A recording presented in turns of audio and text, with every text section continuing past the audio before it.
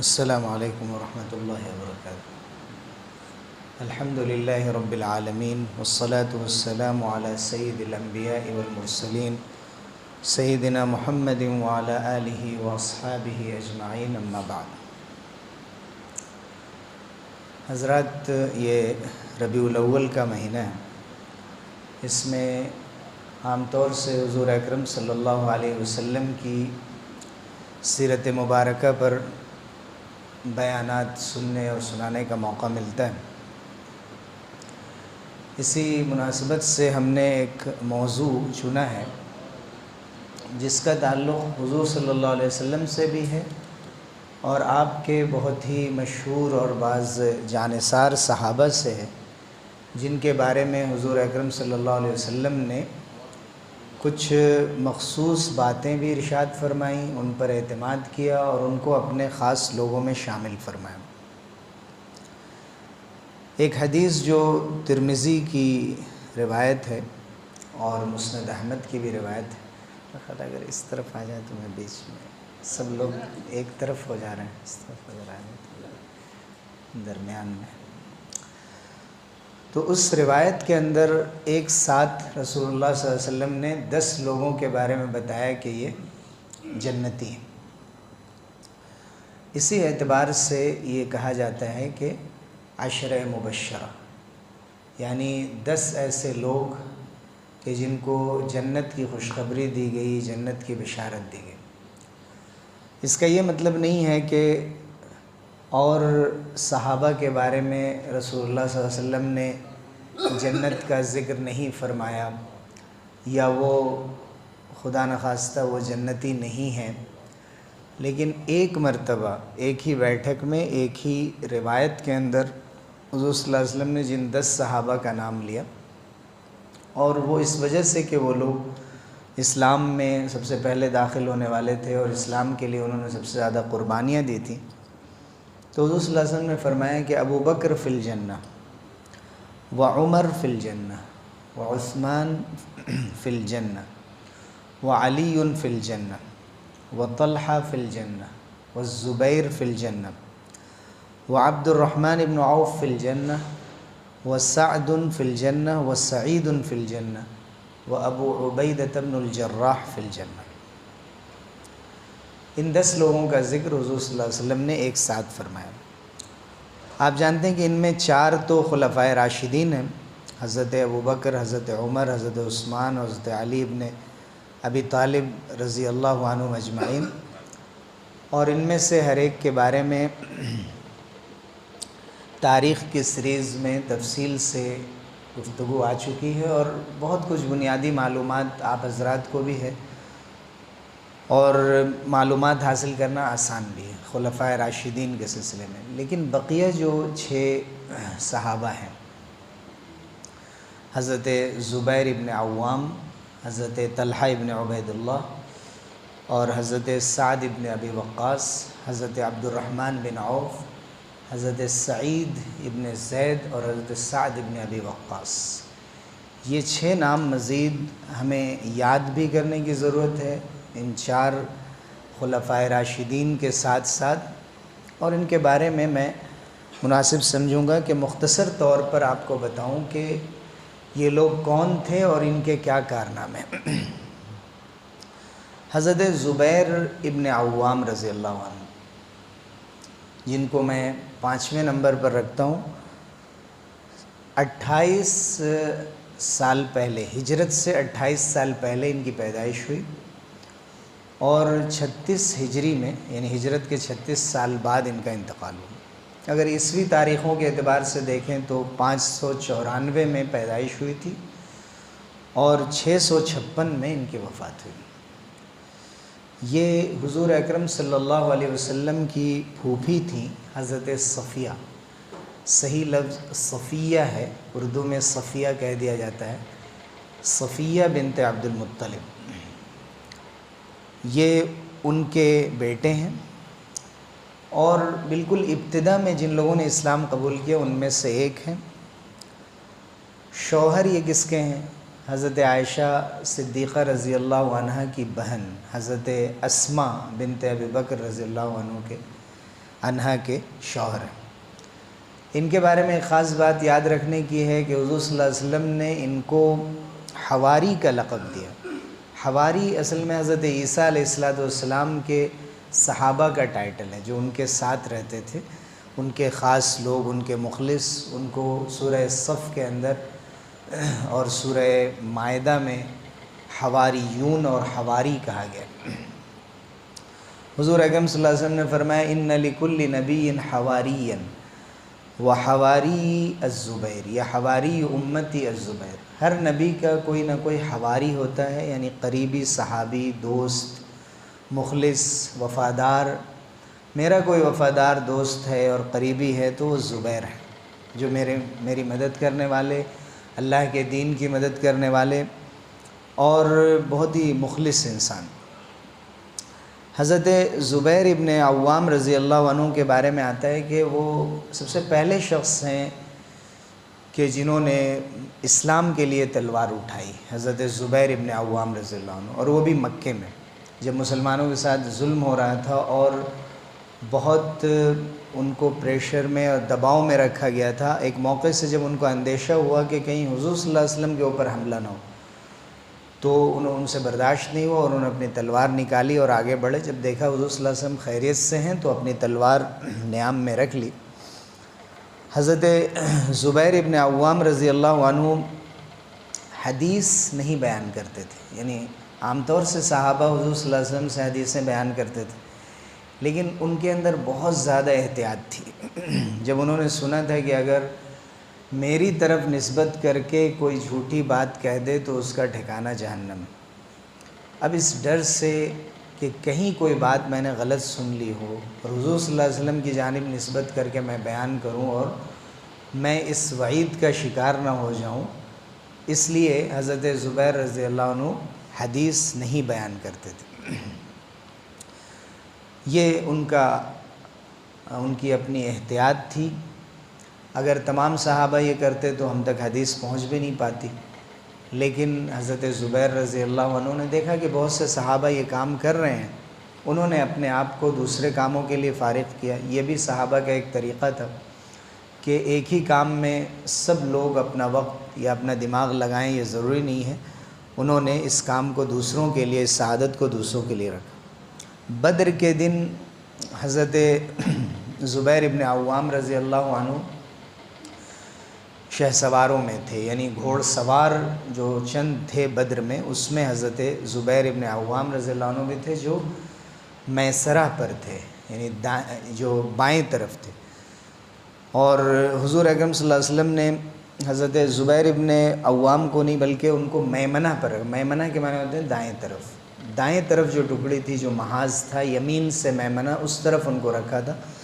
بائیں طرف میسرہ پر حضرت مقداد ابن اسود کو حضور اکرم صلی اللہ علیہ وسلم نے رکھا تھا۔ بدر کے دن حضرت زبیر ابن عوام رضی اللہ عنہ نے زرد رنگ کی، پیلے رنگ کی پگڑی پہنی تھی، امامہ باندھا تھا۔ کہا جاتا ہے کہ فرشتے بھی اسی طرح سے نازل ہوئے تھے، اسی رنگ کے امامے میں۔ یہ بھی حضرت زبیر کی خصوصیات میں شمار کیا گیا۔ احد کے میدان میں جب مشرکین احد سے واپس ہوئے اور رسول اللہ صلی اللہ علیہ وسلم اور صحابہ کو جو تکلیفیں پہنچی تھیں سب کو معلوم ہے، تقریباً 70 صحابہ شہید ہوئے تھے، لیکن اسی وقت حمراء الاسد ایک جگہ کا نام تھا، جب ابو سفیان اپنے قافلے کو لے کر واپس جا رہے تھے اور یہ سمجھ رہے تھے کہ ہم نے فتح حاصل کر لی ہے، حضور اکرم صلی اللہ علیہ وسلم نے صحابہ سے پوچھا، زخموں سے چور ہونے کے باوجود بھی، کہ کوئی ہے جو ان کا پیچھا کر سکے اور ان کے دلوں میں رعب بٹھا سکے، یہ دکھانے کے لیے کہ ہم لوگ ایسا نہیں ہے کہ فائنلی بالکل ہار چکے ہیں اور دوبارہ تمہارے مقابلے پہ نہیں آ سکتے۔ تو زخموں سے چور ہونے کے باوجود بھی سورہ آل عمران میں اس کا ذکر آیا، صحابہ آگے بڑھے، اس میں حضرت زبیر ابن عوام رضی اللہ عنہ بھی تھے۔ حضرت زبیر ابن عوام رضی اللہ عنہ ان 3 صحابہ میں ہیں کہ جو ہر وقت صحابہ کی مدد کے لیے، ان کے دفاع کے لیے اپنی جان کو خطرے میں ڈال کر ان کی حفاظت کرنے کے لیے تیار رہتے تھے، حضرت حمزہ، حضرت علی اور حضرت زبیر۔ ان کے بیٹے حضرت عروہ ابن زبیر جو حضرت عائشہ رضی اللہ عنہ کے بھانجے بھی ہیں، حضرت عائشہ رضی اللہ عنہ ان کی خالہ ہیں اور بہت ہی محبوب خالہ تھیں ان کی، ان سے کافی وہ علم سیکھا کرتے تھے، بہت سی چیزیں انہوں نے سیکھی حضرت عروہ نے اپنی خالہ حضرت عائشہ سے۔ وہ فرماتے ہیں کہ میرے والد حضرت زبیر کے جسم پر تلوار کے 3 نشانات تھے، 3 جگہوں پر گہرے نشانات، ان میں سے ایک ان کی گردن کے اوپر نشان تھا۔ چھوٹے تھے حضرت عروہ کہتے ہیں ان کنت لادخل اصابعی فیہا، کہ میں تو کبھی اپنی انگلیاں اس کے اندر داخل کر دیتا تھا۔ 2 زخم اس میں سے ان کو بدر میں لگے تھے اور ایک یرموک کے میدان میں، یرموک کی جنگ جب حضرت عمر ابن خطاب رضی اللہ عنہ کے زمانے میں ہوئی، اس میں وہ زخم لگا تھا۔ حضرت زبیر رضی اللہ عنہ صحابہ کے بہت سے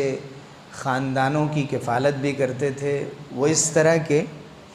کئی لوگوں نے حضرت زبیر کو وصیت کی تھی کہ آپ میرے بعد میرے گھر والوں کی حفاظت فرمائیے گا اور یہ کچھ مال ہے جو امانت کے طور پر آپ رکھ لیجیے، جن میں حضرت عثمان، حضرت عبداللہ ابن مسعود اور حضرت عبد الرحمن بن عوف بھی ہیں۔ تو حضرت زبیر جہاں ایک بڑے متقی پرہیزگار اور احتیاط کرنے والے شخص تھے، جہاں وہ ایک بہت بہادر تھے، وہیں ایک بہت ہی امانت دار تھے کہ لوگوں نے اپنی امانتیں ان کے پاس رکھی تھیں اور اعتماد کیا تھا کہ میرے بعد صحابہ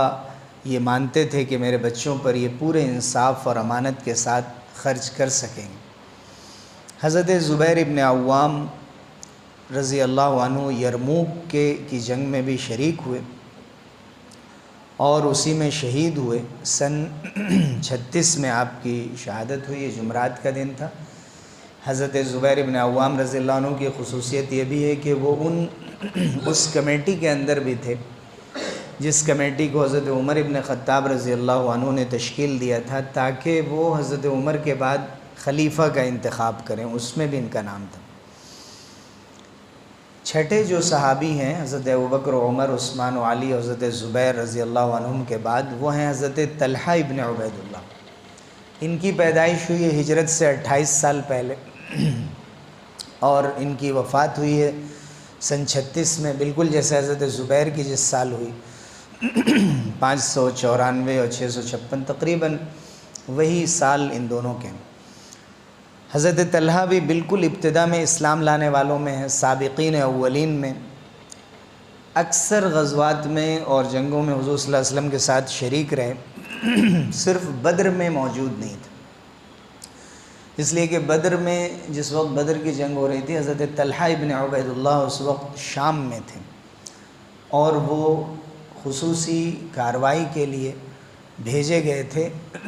یہ اور حضرت سعید ابن زید، اس لیے وہ بدر میں موجود نہیں تھے اور اس کا انہیں بہت افسوس بھی تھا۔ احد کا جب موقع آیا تو یہ چاہتے تھے کہ بدر میں چونکہ میں نہیں تھا تو میں آگے بڑھ کر لڑوں، اور اپنے آپ کو انہوں نے ڈھال بنا دیا تھا۔ حضور صلی اللہ علیہ وسلم پر جو بھی وار ہوتا تھا اور کوشش کی جاتی تھی حملے کی، اس کو حضرت طلحہ اپنے اوپر روکتے تھے۔ حضور صلی اللہ علیہ وسلم سے چند حدیثیں آپ نے روایت کی۔ حضرت زبیر کے ساتھ ساتھ حضرت طلحہ بھی ان 6 لوگوں میں شامل تھے جو حضرت عمر رضی اللہ عنہ کی کمیٹی تھی اپنے بعد خلیفہ کے انتخاب کے لیے۔ حضرت طلحہ کی ایک خاص خصوصیت یہ بھی ہے کہ بہت سخی تھے، اسی لیے ان کو طلحۃ الخیر اور طلحۃ الفیاض بھی کہا جاتا ہے، یعنی وہ طلحہ کہ جن کے نام سے خیر جڑا ہوا ہے، جن کے نام سے فیاضی اور سخاوت جڑی ہوئی ہے۔ حضرت طلحہ حضرت ابوبکر صدیق رضی اللہ عنہ کے ہاتھ پر اسلام لائے تھے۔ نوفل بن خویلد ایک شخص تھا جو حضرت ابوبکر کو اور طلحہ بن عبید اللہ کو ایک رسی میں باندھتا تھا۔ شروع جو لوگ اسلام لانے والے تھے اور جن کو بہت سزائیں دی جاتی تھیں طرح طرح سے، اور بنو تیم سے ان کا تعلق تھا۔ بنو تیم کے اندر اتنی طاقت نہیں تھی کہ روک سکے، ان دونوں کو ایک ہی ساتھ باندھتا تھا، اسی لیے حضرت ابوبکر اور حضرت طلحہ کو القرینان کہا جاتا ہے، یعنی اسلام کے لیے تکلیفیں اٹھانے میں بالکل ساتھ ساتھ رہنے والے 2 دوست۔ حضرت طلحہ ابن عبید اللہ رضی اللہ عنہ کے ہاتھ احد میں بالکل شل ہو گئے تھے، بیکار ہو گئے تھے، صرف اپنے پیروں سے وہ کام لیا کرتے تھے۔ حضور اکرم صلی اللہ علیہ وسلم نے ایک مرتبہ فرمایا کہ من اراد ان ينظر الى شہید یمشی علی رجلی فلینظر الى طلحہ بن عبید اللہ، جو یہ دیکھنا چاہتا ہو ایک ایسا شہید جو اپنے قدموں کے بل چل رہا ہے، اپنے پیروں پر چل رہا ہے، تو وہ طلحہ ابن عبید اللہ کو دیکھ۔ یعنی یہ شہید تو نہیں ہوئے لیکن اپنے ہاتھوں سے شہید ہو گئے ہیں اور صرف پیروں سے کام لیا کرتے ہیں۔ اس اعتبار سے حضور اکرم صلی اللہ علیہ وسلم نے ان کو شہید فرمایا۔ حضرت صدیق اکبر تو یہاں تک فرماتے تھے جب بھی احد کا تذکرہ ہوتا تھا، ذاک یوم کان کلہ لطلحہ، احد تو بس طلحہ کے لیے ہی تھا، اس دن سب سے بڑا کارنامہ طلحہ ابن عبید اللہ نے انجام دیا۔ جنگ جمل میں ان کی شہادت ہوئی سن 36 ہجری میں۔ 7ویں نمبر پہ حضرت عبد الرحمن ابن عوف رضی اللہ عنہ، اور اس کے بعد 3 اور ہیں۔ 43 ہجرت سے 43 سال پہلے حضرت عبد الرحمن بن عوف کی ولادت ہوئی، 32 ہجری میں آپ کی وفات ہوئی، عیسوی اعتبار سے 580 اور 656، 580 میں پیدائش اور 656 میں آپ کا انتقال ہوا۔ حضرت عبد الرحمن ابن عوف بھی قریش سے تعلق رکھتے تھے، بنو زہرہ سے ان کا تعلق تھا۔ جاہلیت میں ان کا نام عبد عمر یا عبد الکعبہ تھا۔ حضور صلی اللہ علیہ وسلم نے فرمایا کہ عبد الکعبہ یہ نام صحیح نہیں، کعبے کا غلام، تو حضور نے ان کا نام عبد الرحمن رکھ دیا۔ یہ بھی ان 10 لوگوں میں ہیں کہ جن کے لیے جنت کی خوشخبری ایک ساتھ دی گئی تھی، اور ان 8 لوگوں میں ہیں جو سب سے پہلے اسلام لانے والے، اور ان لوگوں میں ہیں جنہوں نے 2 ہجرتیں کی، جیسے حضرت عثمان رضی اللہ عنہ نے بھی حبشہ کی، ایتھوپیا کی بھی ہجرت کی اور مدینہ کی بھی ہجرت، تو حضرت عبد الرحمن بن عوف نے بھی حبشہ کی بھی ہجرت کی تھی اور مدینہ کی بھی ہجرت۔ جب مدینہ آئے تھے اور رسول اللہ صلی اللہ علیہ وسلم نے برادرہڈ قائم کی تھی، مواخات کی تھی، بھائی بھائی بنایا تھا، تو ان کے اور سعد بن ربی کے درمیان بھائی چارے کا رشتہ قائم فرمایا تھا۔ بدر میں اور دوسری جنگوں میں شریک رہے۔ سب لوگ جانتے ہیں کہ حضرت عبد الرحمن بن عوف مشہور ہیں اپنے اس واقعے کے لیے کہ جب حضور کے پاس آئے اور آپ نے کوئی نشان ان کے ہاتھ پہ دیکھا تو کہا یہ کیا ہے؟ تو انہوں نے کہا کہ میں نے نکاح کیا ہے۔ تو گویا کہ حضور صلی اللہ علیہ وسلم بہت سے نکاح میں شریک نہیں ہوتے تھے، یا اتنا اہم نہیں سمجھا جاتا تھا کہ تمام شادیوں کے لیے حضور صلی اللہ علیہ وسلم کو زحمت دی جائے اور تکلیف دی جائے، اور حضرت عبد الرحمن بن عوف کی سادگی بھی اس سے معلوم ہوتی ہے۔ جبکہ آج لوگ کہتے ہیں کہ بھئی اسراف یا فضول خرچی تو اپنے اپنے اعتبار سے ہوتی ہے، اگر کسی کو اللہ تعالیٰ نے بہت دیا ہے تو کم سے کم کچھ تو اظہار ہونا چاہیے، لیکن حضرت عبد الرحمن بن عوف حضرت عثمان کے ساتھ بہت ہی مالدار صحابہ میں شمار ہوتے ہیں، بلکہ عشرہ مبشرہ میں حضرت طلحہ، حضرت زبیر، یہ بھی ماشاءاللہ بہت مالدار صحابہ میں شمار ہیں، حضرت ابوبکر صدیق رضی اللہ عنہ۔ تو حضرت عبد الرحمن بن عوف معلوم ہے کہ بہت ہی داتا اور سخی قسم کے انسان تھے۔ حضرت امام زہری جو حدیث کے بڑے عالم ہیں، وہ کہتے ہیں کہ اسلام کی مدد کے لیے انہوں نے اپنا مال وقف کر رکھا تھا حضرت عثمان کے ساتھ ساتھ۔ حضرت عثمان رضی اللہ عنہ کے کارنامے اس سلسلے میں اتنے مشہور ہیں، ان میں سے ایک صرف یہ کہ انہوں نے روما کا جو کنواں وقف کر دیا تھا، بئر روما، اس وقت حضور نے ان کو دعا دی۔ پھر تبوک کے وقت جب مسلمانوں کے پاس کچھ نہیں تھا تو 1000 دینار لے کر آ گئے تھے حضور صلی اللہ علیہ وسلم کے پاس۔ حضور صلی اللہ علیہ وسلم ہاتھ میں لے کر بار بار الٹ پلٹ کر دیکھتے تھے، اتنا مال لے کر آ گئے تم؟ کہتے تھے ما ضر عثمان ما عمل بعد اليوم، آج کے بعد عثمان کچھ بھی کریں کوئی پکڑ نہیں۔ یعنی انتہائی نازک گھڑی میں اسلام کی انہوں نے مسلمانوں کی مدد کی تھی۔ ویسے حضرت عبد الرحمن بن عوف تھے، امام زہری کہتے ہیں کہ 4000 درہم پہلے دیا، پھر انہوں نے 40,000 درہم دیے، پھر تقریباً 40,000 دینار دیے۔ درہم چاندی کا سکہ ہوتا تھا، دینار سونے کا سکہ ہوتا تھا۔ اللہ کے راستے میں انہوں نے 500 گھوڑے وقف کیے، 500 اونٹ اللہ کے راستے میں لگائے، اور یہ تاجر تھے۔ یعنی یہ تمام حضرات وہ تھے کہ تجارت سے ان کے مال میں برکت ہوئی تھی، اس سے تجارت کی اہمیت بھی معلوم ہوتی۔ جب وفات کا وقت آیا تو حضرت عبد الرحمن بن عوف نے یہ فرمایا کہ بدر میں سے جو لوگ بھی بچے ہیں، دیکھا گیا تقریباً 100 لوگ، بدر میں 313 لوگ تھے، تو تقریباً 100 صحابہ ابھی موجود تھے حضرت عبد الرحمن بن عوف کی وفات کے وقت۔ تو انہوں نے یہ فرمایا کہ ہر صحابی کو 400 دینار دیے جائیں، یعنی 400 سونے کے سکے دیے جائیں۔ حتیٰ کہ حضرت عثمان اور حضرت علی رضی اللہ عنہ نے بھی اس کو قبول کیا تھا۔ حضرت عبد الرحمن بن عوف کا جو یہ ہدیہ تھا انہوں نے بھی قبول کیا تھا، کیونکہ وہ بھی بدری صحابہ۔ امہات المومنین میں سے حضور اکرم صلی اللہ علیہ وسلم کی پاک بیویوں کے لیے بھی انہوں نے وصیت کی تھی، ایک بڑا مال ان کے نام بھی وقف کیا تھا۔ حضرت عائشہ فرماتی تھی سقاہ اللہ من السلسبیل، اللہ تعالیٰ ان کو سلسبیل کے چشمے سے پانی پلائے۔ غلاموں کو آزاد کرنے کا تو کوئی حساب ہی نہیں، ہزاروں غلام انہوں نے آزاد کیے۔ ان سب کے باوجود وہ فتویٰ بھی دیتے تھے۔ حضرت عبد الرحمن بن عوف ایک طرف اتنے بڑے تاجر، اتنے بڑے سخی اور مالدار انسان، لیکن حضور صلی اللہ علیہ وسلم کے رہتے ہوئے جو چند صحابہ فتویٰ دیا کرتے تھے، حضرت ابوبکر و عمر وغیرہ،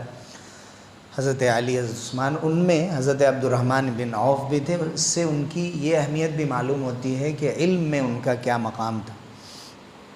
اور سن 36 میں ان کی وفات ہوئی۔ یہ بھی ان لوگوں میں شامل تھے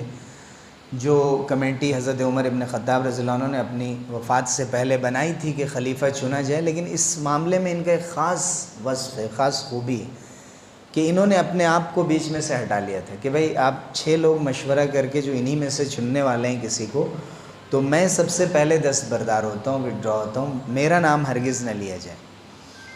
اور حضرت عبد الرحمن بن عوف اگر چاہتے تو اپنا نام ہٹا کر اپنے انتہائی قریبی رشتہ دار اور اپنے چچا زاد بھائی حضرت سعد ابن ابی وقاص کا نام لے سکتے تھے، اور وہ بھی اس کمیٹی کے اندر تھے، لیکن حضرت عبد الرحمن بن عوف نے ان کا بھی نام نہیں لیا۔ بالآخر حضرت عثمان رضی اللہ عنہ کے نام پر اتفاق۔ اس سے حضرت عبد الرحمن بن عوف کی ایک نئی خصوصیت ہمیں معلوم ہوئی کہ ایک ایسے وقت میں کہ اگر ذرا سا بھی وہ اشارہ دے دیتے تو انہی کو خلیفہ بنا دیا جاتا، یا کم سے کم اپنے بالکل قریبی عزیز کو بنا دیتے۔ لیکن صحابہ نے عجیب عجیب نمونے چھوڑے ہیں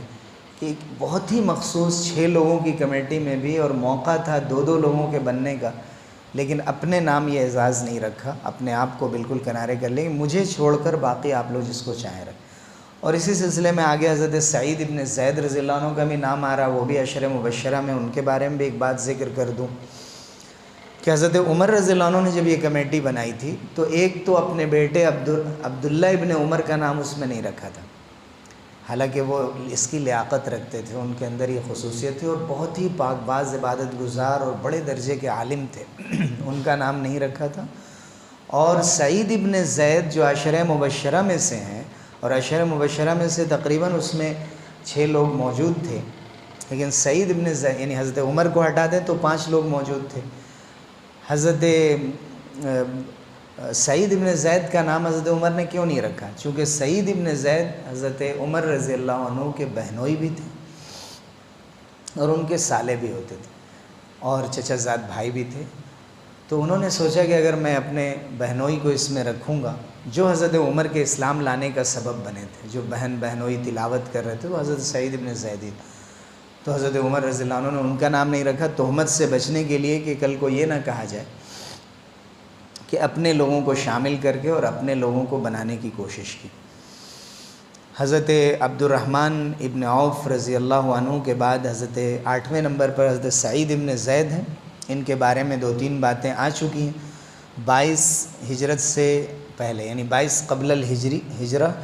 ہجرت سے 22 سال پہلے ان کی ولادت ہوئی، 51 ہجری میں ان کی وفات ہوئی، عیسوی اعتبار سے سن 600 میں ان کی پیدائش ہوئی، اور 671 میں ان کی وفات ہوئی۔ حضرت سعید ابن زید رضی اللہ عنہ بھی بالکل ابتدا میں اسلام لانے والوں میں ہیں، حضور صلی اللہ علیہ وسلم کے ساتھ اکثر جنگوں میں شریک رہے۔ دمشق کی فتح جو بہت اہم فتح تھی، شام کی کا جو دارالحکومت تھا، اس میں بھی شامل تھے۔ حضرت ابو عبیدہ بن جراح رضی اللہ عنہ نے بعد میں حضرت سعید کو دمشق کا گورنر بنا دیا تھا، اور یہ پہلے شخص تھے جو دمشق کے گورنر بنے۔ حضرت سعید ابن زید کے بارے میں آ چکا ہے کہ حضرت طلحہ کے ساتھ یہ بدر کے موقع سے شام میں تھے، اس لیے بدر میں شریک نہیں ہو سکے تھے۔ حضرت سعید ابن زید نے اس وقت اسلام قبول کیا تھا جب حضور صلی اللہ علیہ وسلم ابھی دار ارقم میں بھی آپ نے جانا شروع نہیں کیا تھا، جو بالکل ابتدا میں۔ اور حضرت سعید ابن زید رضی اللہ عنہ اور طلحہ کے لیے حضور صلی اللہ علیہ وسلم نے بدر میں جو مال غنیمت حاصل ہوا تھا اس میں حصہ لگایا تھا، اس لیے کہ یہ دونوں حضرت طلحہ اور حضرت سعید بدر کے ہی ایک کام سے گئے ہوئے تھے، یعنی قریش کا جو قافلہ نکل گیا تھا دوسری طرف، جو تجارتی قافلہ تھا، اس کو ڈھونڈنے کے لیے یہ لوگ آگے بڑھے تھے، لیکن جب مدینہ لوٹے ہیں تو بدر کا وقت باقی تھا لیکن اس میں شریک نہیں ہو سکے، لیکن ان کے لیے حصہ لگایا گیا۔ تو حضرت طلحہ اور حضرت سعید ان دونوں کی خصوصیت یہ ہے کہ بدر میں موجود نہ ہونے کے باوجود بھی ان کو بدر والوں میں شامل کیا گیا۔ سن 51 ہجری میں ان کی وفات ہوئی۔ یہ عقیق میں جو ایک وادی تھی مدینے میں، وہاں ان کا انتقال ہوا۔ حضرت سعد ابن ابی وقاص نے ان کو غسل دیا تھا، کفن دیا تھا۔ 9 نمبر پر حضرت ابو عبیدہ بن جراح رضی اللہ عنہ ہیں۔ ہجرت سے 40 سال پہلے آپ کی ولادت ہوئی اور 584 میں ہجری میں بلکہ 18 ہجری میں آپ کی وفات ہوئی۔ 584 میں عیسوی اعتبار سے پیدائش اور 639 میں وفات ہوئی۔ حضرت ابو عبیدہ بن جراح کیا لقب تھا؟ امین ھذہ الامہ، اس امت کے امین، یعنی سب سے زیادہ امانت دار۔ رسول اللہ صلی اللہ علیہ وسلم کے ساتھ اکثر جنگوں میں شریک ہوئے۔ حضرت ابوبکر رضی اللہ عنہ نے ان کو ان لوگوں میں شامل کیا تھا جو شام کی فتح کے لیے گئے تھے۔ حضرت ابو عبیدہ بن جراح بھی اس میں تھے، اور حضرت صدیق اکبر رضی اللہ عنہ ان کو حضور صلی اللہ علیہ وسلم کے بعد پہلا خلیفہ کس کو بنایا جائے، جو سینئر صحابہ تھے ان میں حضرت ابوبکر صدیق رضی اللہ عنہ کے ساتھ حضرت عمر رضی اللہ عنہ کے ساتھ حضرت ابو عبیدہ بن جراح کا نام بھی آتا۔ جب سقیفہ بنی ساعدہ میں یہ حضرات جمع ہوئے تھے خلیفہ چننے کے لیے، اس وقت حضرت ابوبکر صدیق رضی اللہ عنہ نے حضرت عمر اور حضرت ابو عبیدہ بن جراح ان دو لوگوں کی پیشکش کی تھی، لیکن لوگوں کو معلوم تھا کہ حضرت ابوبکر صدیق رضی اللہ عنہ نے حضور کے رہتے ہوئے امامت فرمائی ہے، اور کئی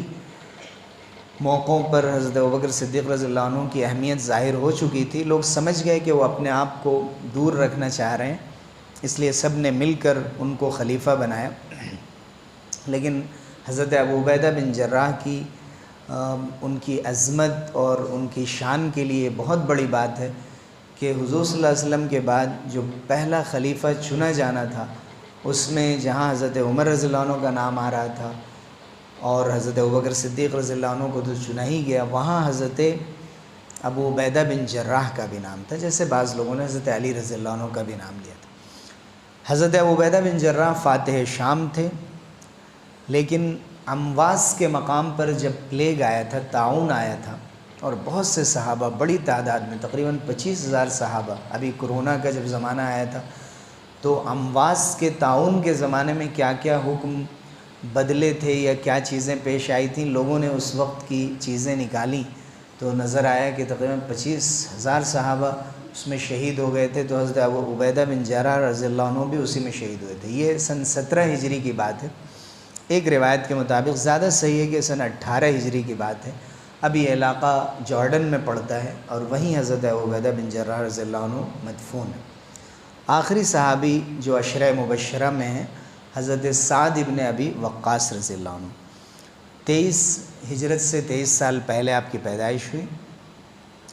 اور 55 ہجری میں آپ کی وفات ہوئی، یعنی 595 اور 674 عیسوی ولادت اور وفات کا سال ہے۔ حضرت سعد ابن ابی وقاص بھی بالکل ابتدا میں اسلام لانے والے ہیں، جن کو سابقین اولین کہا جاتا ہے۔ وہ اپنے بارے میں خود کہتے ہیں کہ جس دن میں اسلام لایا اس دن تنہا میں ہی اسلام لایا تھا، اس دن کوئی اسلام نہیں لایا تھا۔ وہ اپنی خصوصیت بیان کرتے تھے کہ ما اسلم احد فی الیوم الذی اسلمت۔ حضرت ابوبکر صدیق رضی اللہ عنہ کی دعوت پر ہی یہ بھی اسلام لائے تھے، اور اس وقت تک صرف 6 لوگ اسلام لائے تھے۔ حضرت عمر رضی اللہ عنہ نے ان کو اس شورا میں بھی شامل کیا تھا، جیسا کہ ذکر آیا، جو خلیفہ چننے کے لیے تھا۔ جب بھی عشرہ مبشرہ کا ذکر آتا ہے تو اس کے ساتھ ساتھ اصحاب شورا کا بھی ذکر آتا ہے کہ حضرت ابوبکر رضی اللہ عنہ نے تو حضرت عمر کو خلیفہ اپنے بعد بنا دیا تھا، لیکن حضرت عمر رضی اللہ عنہ نے خلیفہ ڈائریکٹ نہیں بنایا تھا، بلکہ 6 لوگوں کی کمیٹی بنائی تھی۔ تو ان میں جن 6 لوگوں کے نام تھے ان کو بھی بہت اہمیت کے ساتھ ذکر کیا جاتا ہے، اور وہ سب کے سب عشرہ مبشرہ میں۔ حضرت سعد بن ابی وقاص، حضور صلی اللہ علیہ وسلم سے ان کا رشتہ نانی حالی رشتہ تھا، آپ صلی اللہ علیہ وسلم کے عزیز تھے، اور بہت ہی ماہر تیر اندازوں میں تھے، تیر چلانے میں بڑے ماہر تھے۔ جیسے حضرت زبیر نے سب سے پہلے تلوار اٹھائی تھی، حضرت سعد نے سب سے پہلا تیر اللہ کے راستے میں چلایا تھا، اور وہ یہ کہتے تھے کہ میں پہلا شخص ہوں کہ جس کے لیے رسول اللہ صلی اللہ علیہ وسلم نے ایسی دعا دی کہ اپنے ماں باپ کو میرے اوپر فدا کر دیا۔ حضور نے فرمایا کہ ارمی فدا کا ابی و امی، سعد تم تیر چلاؤ، میرے ماں باپ تم پر فدا ہوں۔ یعنی جو بات صحابہ حضور صلی اللہ علیہ وسلم کے لیے کہا کرتے تھے، فدا کا ابی و امی۔ رسول اللہ صلی اللہ علیہ وسلم کے ساتھ اکثر غزوات میں شریک رہے، صلح حدیبیہ میں بھی تھے۔ یہ پہلے شخص ہیں جن کو کوفہ کا گورنر بنایا گیا تھا، حضرت سعد بن ابی وقاص کو،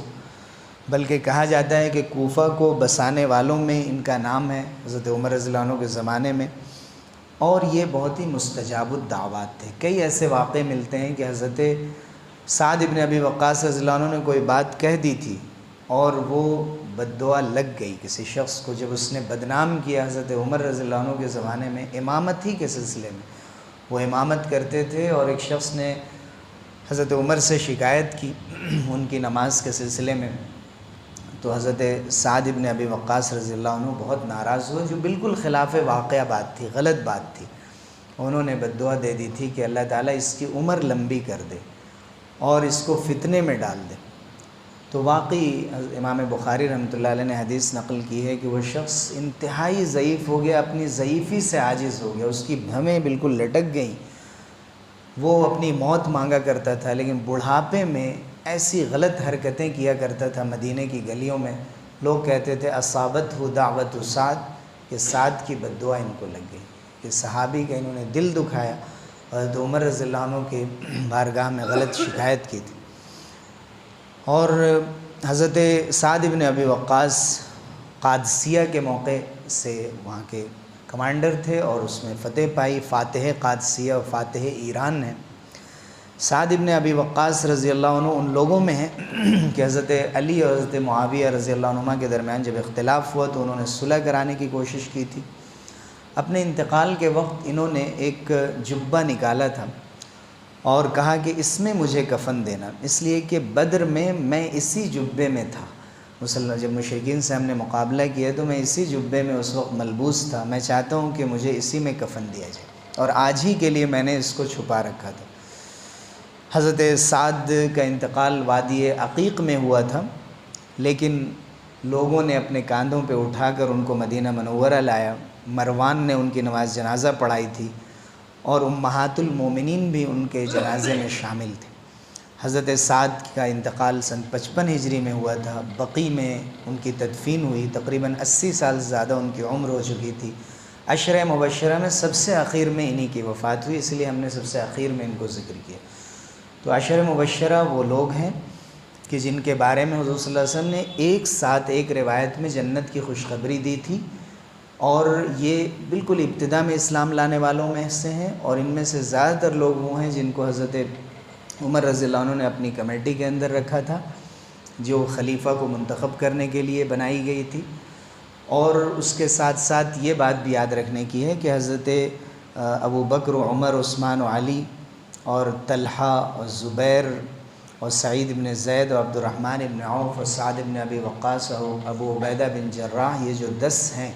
ایسا نہیں ہے کہ ان کے علاوہ حضور صلی اللہ علیہ وسلم نے کبھی کسی کے لیے نہیں کہا کہ تمہارے لیے بھی جنت ہے یا تم جنت میں جاؤ گے، ایسے تمام صحابہ جنتی ہیں، لیکن آپ صلی اللہ علیہ وسلم کی زبان سے اور بھی بہت سے صحابہ کے لیے یہ بات نکلی کہ تم جنتی ہو یا تم جنت میں جاؤ گے۔ ان کو خصوصیت سب سے پہلے اسلام لانے والوں کے اعتبار سے ہے، اسلام اور مسلمانوں کا زیادہ سے زیادہ تعاون کرنے کی وجہ سے، بے شمار کارناموں کی وجہ سے، علم، بہادری، سخاوت، یہ تینوں خصوصیتیں انہوں نے اپنی شخصیتوں میں جمع کر لی تھیں۔ اس وجہ سے اور بھی بہت سی وجوہات ہوں گی جن کو اللہ اور اس کے رسول بہتر جانتے ہیں۔ اللہ تعالی ہم سب لوگوں کو ان کی جو زندگی ان کو پڑھنے اور ان کی خصوصیات کو اپنی زندگی میں حتی الامکان جہاں تک ہو سکے اختیار کرنے کی توفیق دے۔ آمین۔ وآخر دعوانا ان الحمد للہ۔